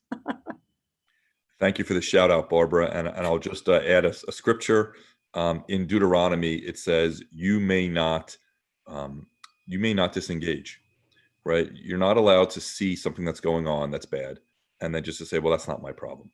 You have a responsibility to engage. Thank you. The next question is to you, Chief Schubert. Given all the stresses with protests, what is the human side of policing, and perhaps in your leadership through these times? So one, I love my profession. I love our officers. I believe in our officers. I love the community. I believe in the community. These are tough times. I mean, in all my career, I've never seen anything like this whole year. It's just been a bunch of challenges. And, for the most part, this is a noble profession, and officers get into it because they want to help people. They want to make a difference in the lives of others. It's been tough now because there's a national rhetoric call of action to change, for reforms, and blaming officers for everything. I think we all want substantive change in policing, and I think it's warranted in a lot of different areas. I like to think we're leaders in a lot of the changes that we've done here in Pittsburgh over the years. But you got to remember, we're human. Things that people say, it has an impact on the officers. Consequences, of what you say and what you do, those actions, they have consequences. But the officers, for the most part, the ones that have been around a while, have seen things and are getting by. The younger officers, I'm worried more about because they've not seen this before, and they simply want to help people, and then all of a sudden it seems like people don't want them and want to abolish them. So that's a reality of what they feel. But we keep talking. This is what you got into this because you want to help people. Now is not the time to get out of policing. Now is the time to be here. If not us, then who? If not now, then when? And we've got to find more people who want to get into our profession, who want to be the change they want to see in policing. But we're here for the community. We're not going anywhere, and we're going to do everything we can to build that relationship with the community so we can move forward. Thank you, Chief. To our other religious members on the call, we'll do 2 more questions. The first question to our religious leaders on the line how could we treat each other with more respect, dignity, and also attempt to cultivate empathy? The question again, how could we treat each other with more respect, dignity, and also cultivate empathy?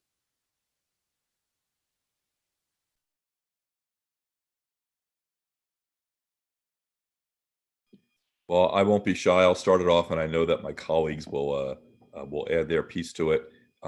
Again, it's about curiosity, right? We have to come to the table, right? I love being Jewish.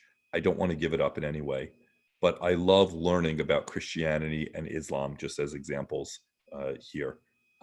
And the more that we can do that, the more that we can see the shared humanity that we have with each other and how our faith traditions and our cultures and our values help us to frame that, even with different rituals, the better off we're going to be.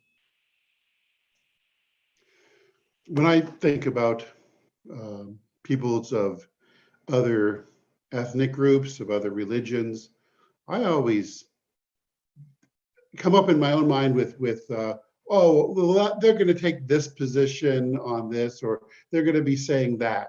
I keep on assuming that I know what they're going to be saying. And whenever I sit down and actually talk with them, I find that's not what they say. And that for the most part, we're in greater agreement than disagreement on almost everything. And that where we are different, where there are differences, they're in the most surprising areas. And then it becomes a thing of delight to be in that conversation we were talking about, being in that dialogue where we come to really know each other better and realize that we were talking about some caricature of the other and not the other, as they actually are. We do need to have more conversation, more dialogue with each other. And I think that builds respect, that builds understanding, and that builds bridges, as our City of Bridges Foundation has as their logo. Thank you.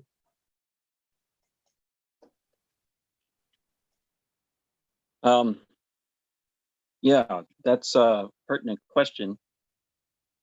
Without a doubt, we need to have more dialogue, but with that, we should understand two things. One is that every human being as an individual they're very unique, and they have their own unique contributions to the general masses of humanity. So every human being, as you meet them, no matter what group, quote unquote, they belong to, they cannot be judged by that group.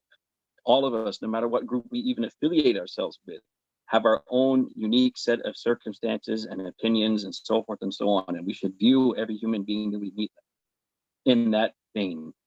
And even as groups, the Quran also mentions that we were created in tribes and, in larger groups as well. Nations is one way of translating it. I'm trying to translate the Arabic, right? So the idea is that God created us in groups to know each other. So part of what is implied here is that even if we are identified with a group, right? If we take it from the individual to the group, no matter what that group is, actually every group has something to teach the other. And we all can learn from all these different groups. No one group, using that word again and again, has any claim to anything in particular. In other words, no one group can be only oppressive and have no good. And there's no one group that can only be good and have no oppression or no bad either. We all have just as individuals, groups too have their things to contribute, and they have their problems. But what do? Forget about our problems, learn about what we can contribute to each other, even as a group. If we're going to identify ourselves with these groups and put ourselves in those categories, we still have something to contribute. And because of that, that means we all need each other. Whether we want to acknowledge it or not, we need each other. So if we were all exactly the same and had nothing different or unique about us, then what would we need from each other? We are different because we all need each other to scratch each other's backs, so to speak. Then the last point I would like to make is based on the same statement that, really as an individual too, for us, not focusing on others, you have to kill your ego to a certain extent. You have to recognize that it's about other people. It's about lifting them up despite their differences and how they may differ from you. And for that, you really need to humble yourself. And that was one of the things I forgot to mention, that the Prophet Muhammad in one of his traditions said that I was ordered, or it's been revealed to me by my creator, that everyone should humble themselves to the extent that nobody will ever look down on another person and no one will ever oppress another person. So you need to get rid of that ego and humble yourself and realize it's about everyone else first and I can come last. That's maybe a hard thing to do, but it's essential to this bigger picture. Thank you. Imam Dickinson, your questions, or your response, I should say, really leads well into our final question. I want to ask that to Josiah Gilliam. So your question or reference to it's about others, self and others before self. Anybody who knows Josiah knows that he epitomizes that and models that in so many ways. So Josiah, what are you telling our youth right now as they're out there during these times? What will you continue to be a champion of them for? What's the overall message? What are you doing to make sure our youth are well prepared now and in the time ahead? I'm telling them that it's the best time to be alive ever. It's the best time to be alive ever. And what their job is to do is to invest in themselves, to understand that there are those outside of them that are there to support and invest in them, and that there are things happening that it's even tough to articulate to them in simple sentences that are aligning to their benefit. I think so much about the importance of mindfulness and gratitude in my own life. And I'm looking for any and all ways to point towards those principles and those themes to our young people, not just because I want them to feel a sense of calm and peace, but because I think it gives them the best chance of being successful at whatever it is that they feel called to do, to foster and encourage that sense of curiosity that Rabbi Ron pointed to say whatever it is that divine spark within them that can be fanned into flame, that if they come to understand the reality of themselves in the present moment, that's the fastest way that they can get there. So I just try to encourage, there's plenty of other folks that can point to what's wrong and to where things aren't going well.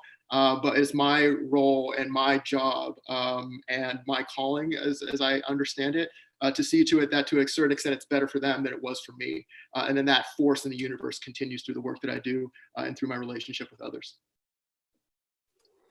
Thank you, Josiah, and thank you once again to all of our panel members for the Q&A session. Obviously, before that, for being open and honest with your dialogue and your comments. I've been made aware, I guess, as the moderator, that the comments of gratitude are overflowing in the chat box from each of your segments, and of course during this Q&A session. So I wanted to acknowledge that overall. On behalf of myself, it has been a tremendous pleasure. Privilege and an honor, more so than anything, to be the moderator, to be alongside such tremendous leaders, not only in Pittsburgh, but also in our world. We thank you all who have been in the audience, who submitted wonderful questions, stimulating questions that are, of course, going to let us continue to think about as we conclude, this discussion today. Obviously, we want to thank our sponsors, if we could acknowledge them. First and foremost, City of Bridges Foundation. Obviously, Carlow University has had a hand in today's production, and Peace Islands Institute as well. And of course, Alper and Alkashir, who's on this call, and also Shebnam Unlu, who has had tremendous leadership for all of us throughout this time. I think as we conclude, I'm going to turn it over to Shebnam to close us out, would be to remind us of serving as a champion from where we each sit and stand in life. It's been positive and near and dear to our heart to hear about other partners being recognized when we think of Gwen's Girls by you, Barbara, of course, Chief Schubert, the multitude of relationships you've talked about. Rabbi Symons, you're right there as well with your role in JCC of Greater Pittsburgh, and of course, Josiah with MBK. So we shouldn't lose sight of such things. And of course, our colleges and universities that are tremendous partners in the space as well. So without further ado, I'll turn it over to Shebnam. I wish you all peace and blessings as we move forward. On behalf of our community, the Turkish community, and also all of us, we wish you all the best in the future. And we also want to work with you again in the future. I also want to say that I think the most important thing for us to appreciate is not just our humanity, is that we should be serving each other. I think to serve each other and to serve our communities is the best way to remain human in these times. And that's the thing that you have been doing the most and in the best way in your own situations and conditions. And we really appreciate your efforts and your contributions. Thank you so much for joining us this evening, and you take care. Thank you. Thanks, everybody. Take care. Thank you.